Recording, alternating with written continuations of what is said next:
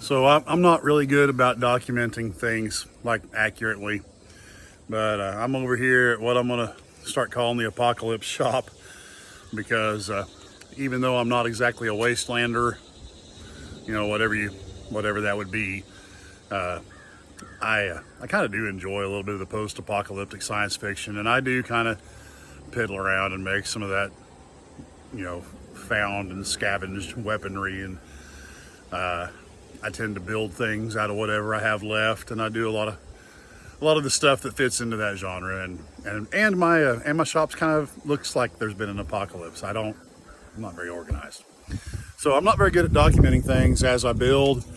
So I'm going to start trying to do a little better about that. Here's the International that I'm working on.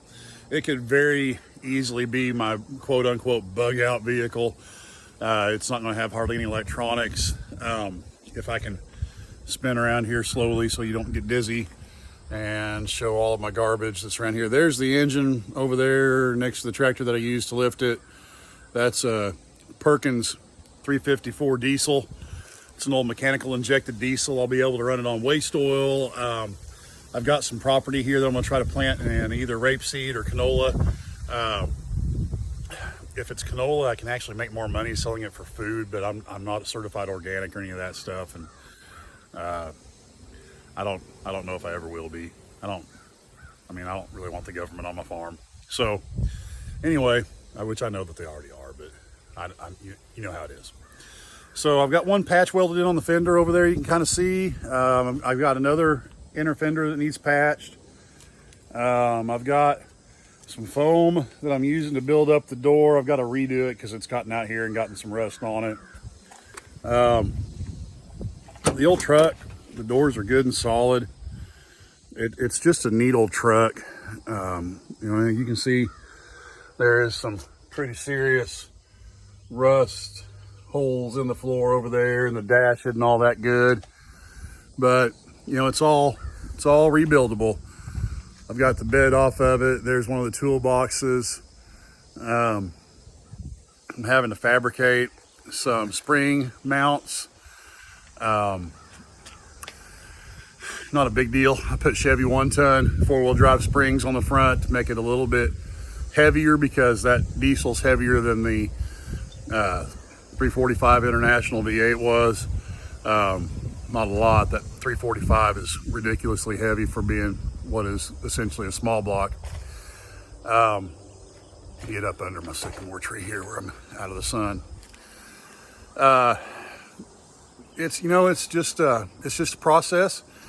My wife liked that truck more than the others, and I like it too, so that's kind of why we're doing that. I don't have a lot of the right tools for fabrication, so there's going to be a whole lot of drill bit and weld, and then weld some more, and then more drilling and grinding. It's just kind of the process there, but you know, it's going to be a good, reliable truck. It'll get good mileage, and like I said, I can burn waste oil or regular diesel or vegetable oil, and I like that idea. I like being a little more free from having to rely on the supply chain. You know, if anything, through all of this COVID malarkey, which I'm not calling COVID malarkey, but some of the things that have come about because of it are, you know, we had a pipeline shut down, we had supply chains interrupted, and I don't like the idea of being out of fuel because of that. And another nice thing about these old mechanical injected diesels, especially Perkins, that was intended for industrial use. If I put the PTO drive on my transmission, I should be able to let it sit and idle and run enough of a generator to operate my cabin or a little camper trailer. You can kind of see that big camper trailer behind me, which that's a project too. We got it cheap, and there's a good reason for it. It needs basically every single thing in it rebuilt. But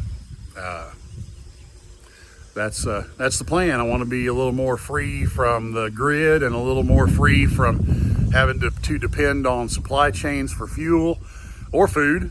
I'm wanting to hopefully grow more of my own food, and you know, just kind of, in my opinion, if you're wanting to be really honest about a supposed financial apocalypse, that's the way to prepare, is to be more self-sufficient.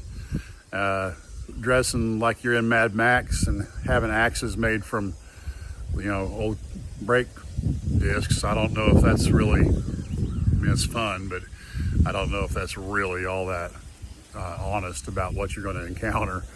Around here, if you dress like Mad Max, you'd wind up with a pretty bad sunburn in places that you didn't want, and the chiggers would eat you up. But I know that that's not how the Wastelanders would look at it. So maybe, I don't know, maybe I don't fit into that group very well, but I enjoy it. It's still fun.